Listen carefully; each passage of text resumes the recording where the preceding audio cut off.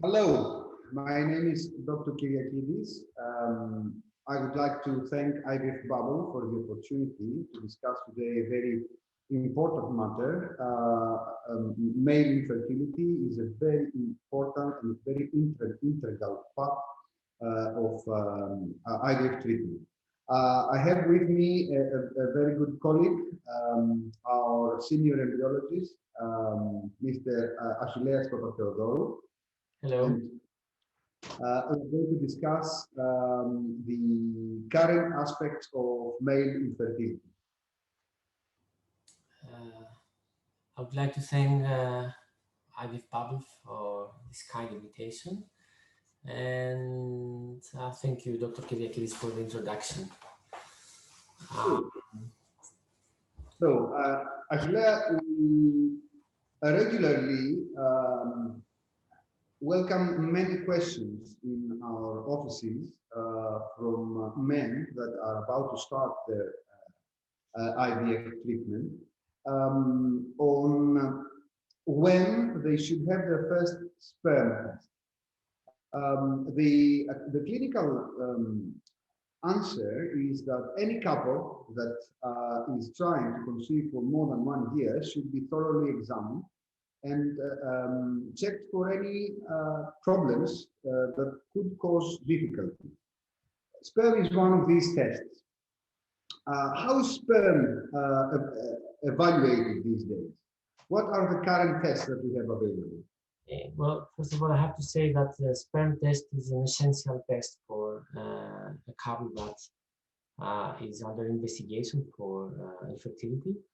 And well, actually, we have to check about their concentration, which means we need to see how many spermatozoa there are in their semen sample. And then we have to see if the spermatozoa are motile or immotile, so we check for the motility. And then very important parameter is the morphology of the sperm cells.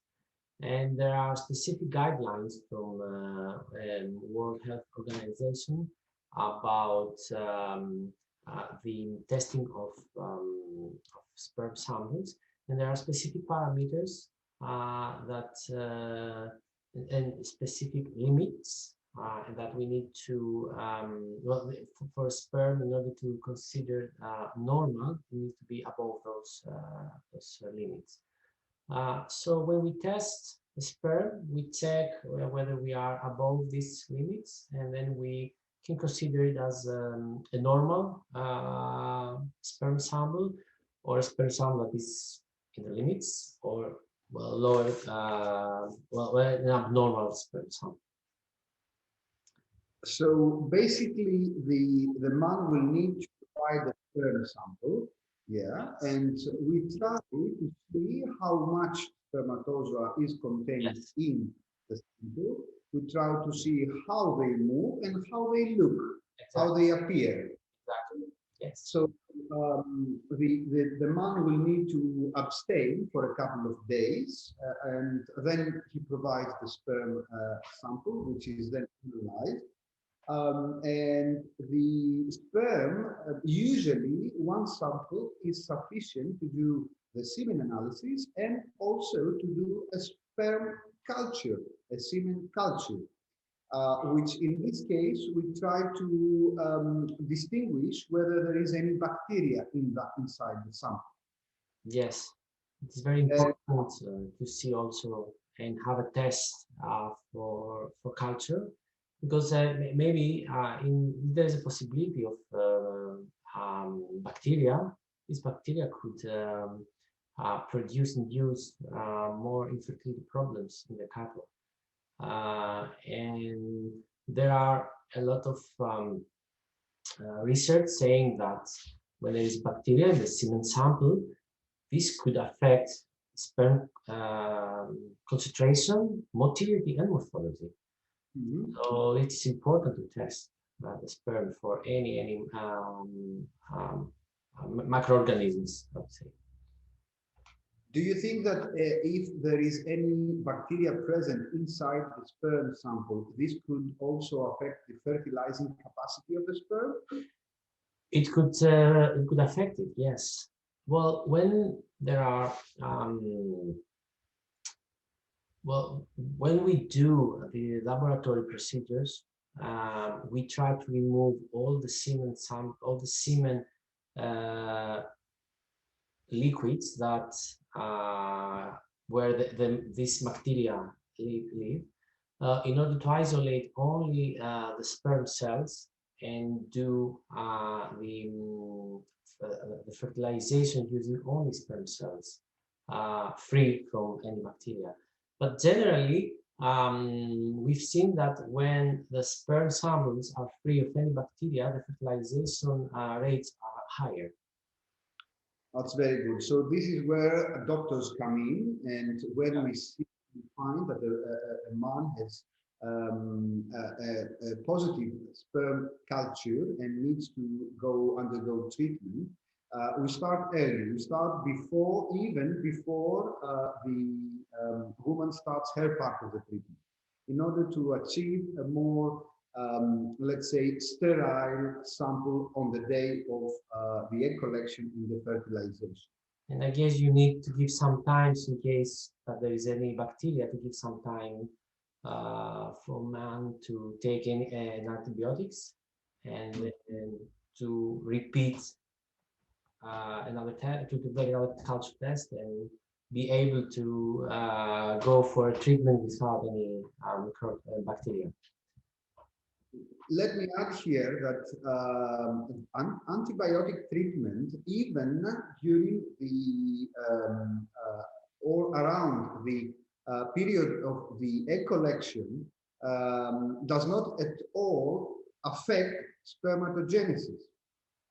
In fact, if there is even a suspicion of bacteria in the sperm, it will actually improve sperm quality on the day of fertilization if the man is undergoing antibiotic treatment at that point. Yeah.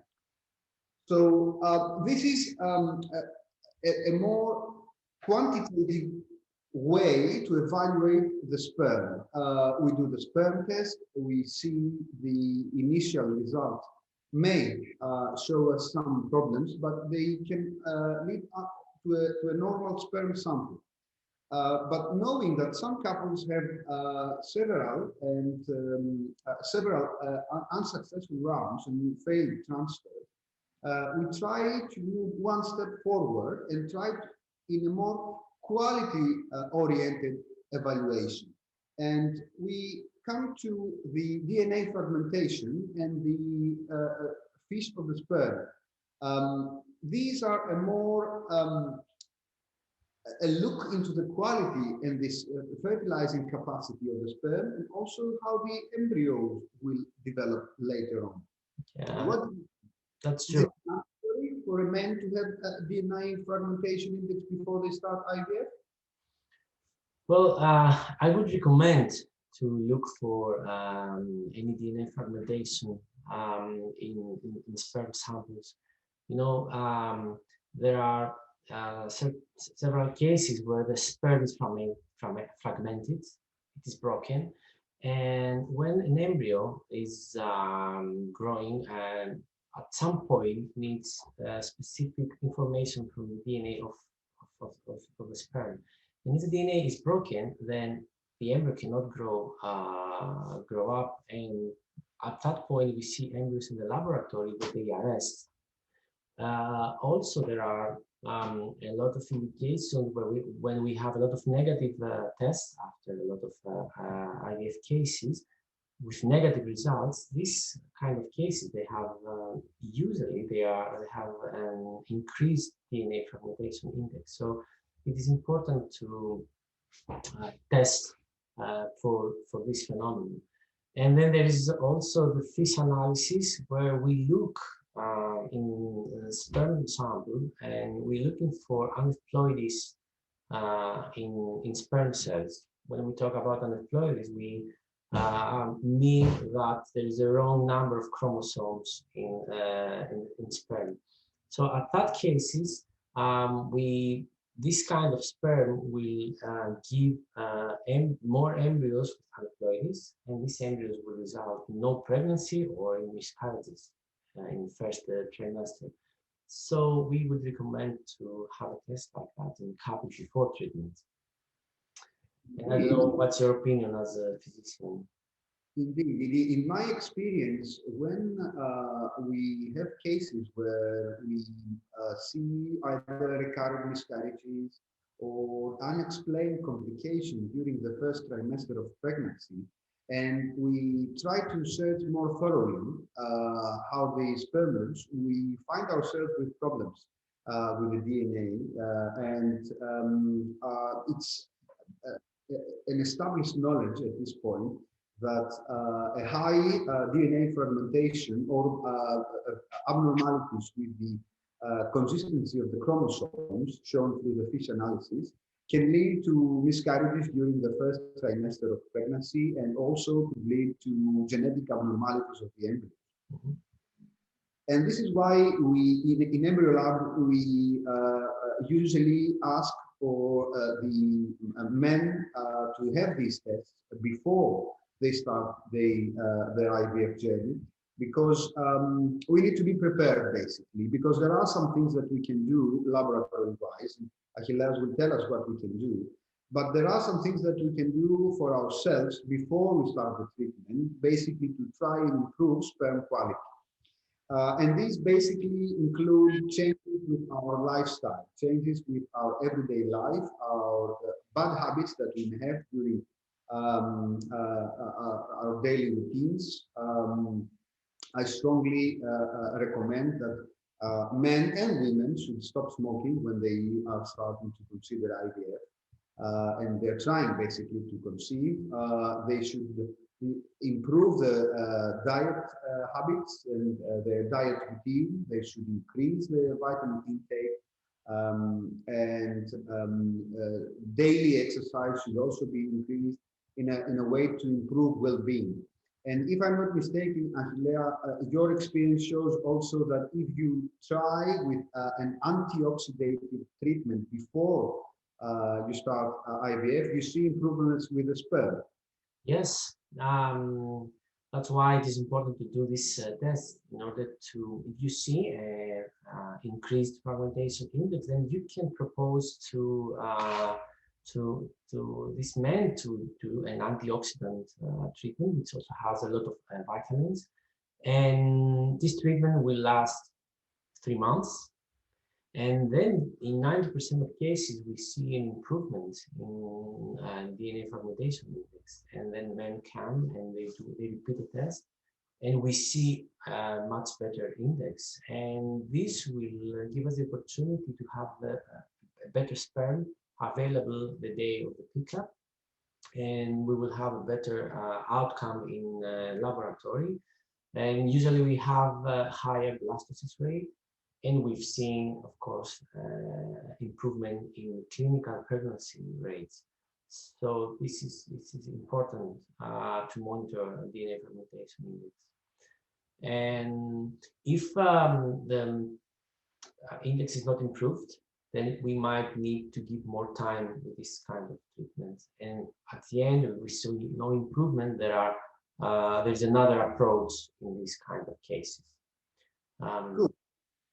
Let me interrupt you there, because in EMBRYOLAB we are very big fans of holistic treatment, and this is why we include nutritionists, we include acupuncturists, counselors in our treatment, and they apply not only to women that undergo the treatment, but also to men. So I regularly advise couples to visit nutritionists to improve the diet even before they start the IVF. And your experience shows that improving the sperm through lifestyle modifications can greatly improve embryo development. But there are a few cases where this is not sufficient, basically. And even though couples change their bad habits and they stop the bad habits, On the day of fertilization, which is the first day basically of the laboratory part of the treatment, we realized that we have a problem. Is there any laboratory method or technique that we could use to help slightly further this couple? Yes, there are several things that we can do in the laboratory. So this is when we take over and we try to make a few techniques in order to actually what we're trying to do is to select the best spermatozoa from the sample that we have the day of the pickup.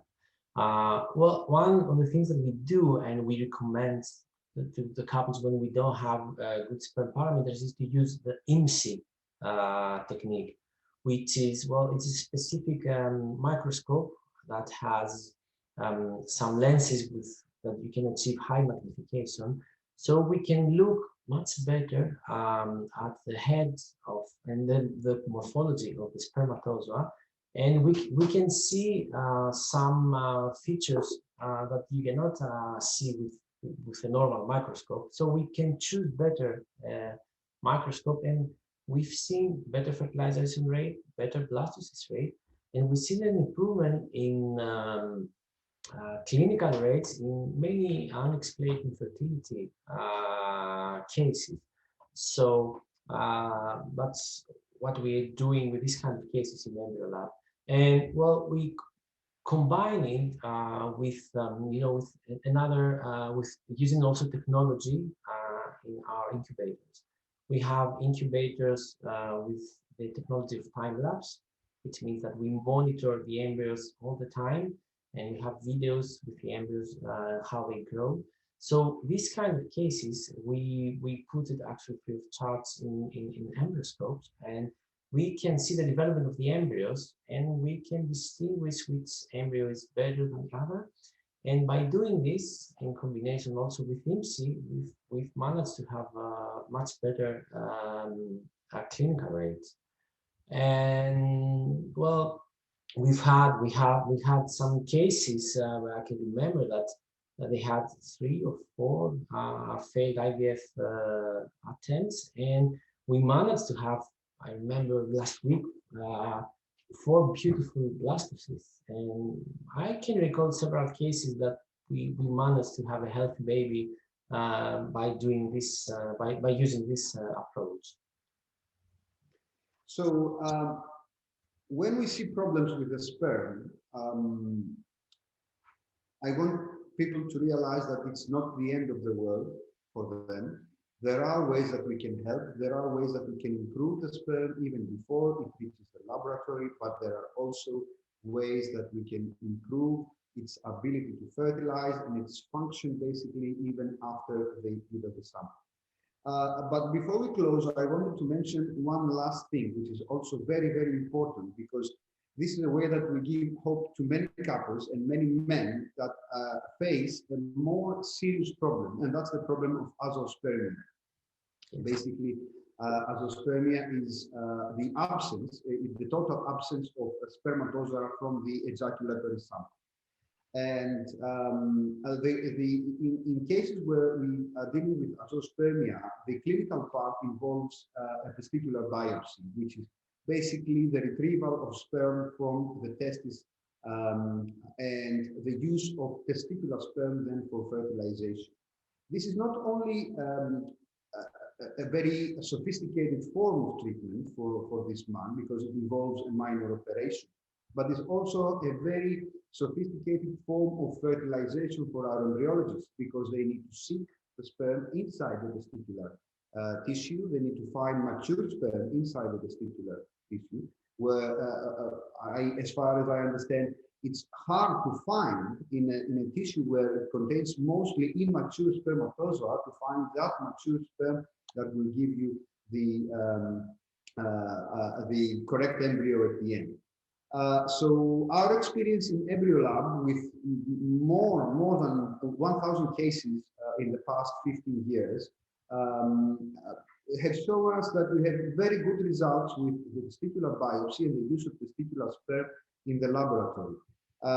Can you describe, Achillea, our experience from this form of treatment? Oh, yes, I have to say that, well, in cases that we had well, azoospermia, using this kind of techniques it was a game changer. Well, in the past, when we have an azoospermic man, actually he had to go for sperm donation, but using fine needle aspiration or testicular sperm extraction or microtesticular sperm extraction, we have the possibility to give a baby to this man.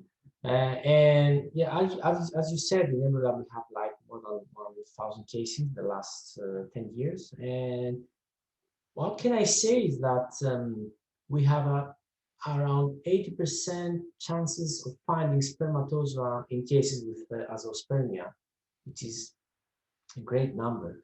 And the fertilization rate is a bit lower than with a fresh sperm.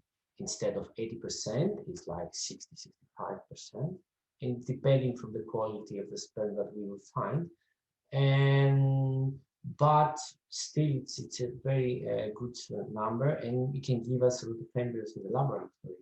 And I have to say that in EMBRYOLAB we combine these cases always using embryoscope in order to be able to distinguish embryos and to get the positive result as soon as possible. And we recommend to do a culture day 5, a culture of blastocysts, to leave the embryos develop for 5 days in order to see that the sperm that we have selected can contribute to the development of the embryo, which is happening after the 3rd day of their development. And I can tell you that in women under 35, 1 to 2 women actually they take a baby at home. And in women over 35, 1 out of 3 can have a baby at home using this approach. That's very impressive, basically, because this is a technology that wasn't around 2 decades ago. It's a technology and information that we see daily, and we improve, and we try to improve our practices. Unfortunately, there will be about 20% of men that we cannot find sperm. And in that case, there is an alternative scenario that involves obviously a sperm donor.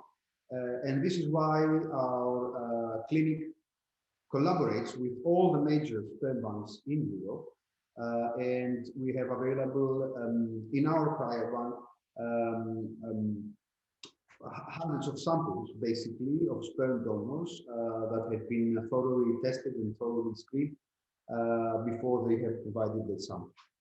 So basically, I have a very positive essence that although it is a very difficult problem to solve, there are solutions for male infertility. People and couples should not lose hope when they find themselves with these difficulties.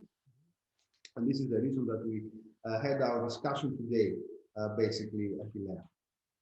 Would you like to say anything, any final remark?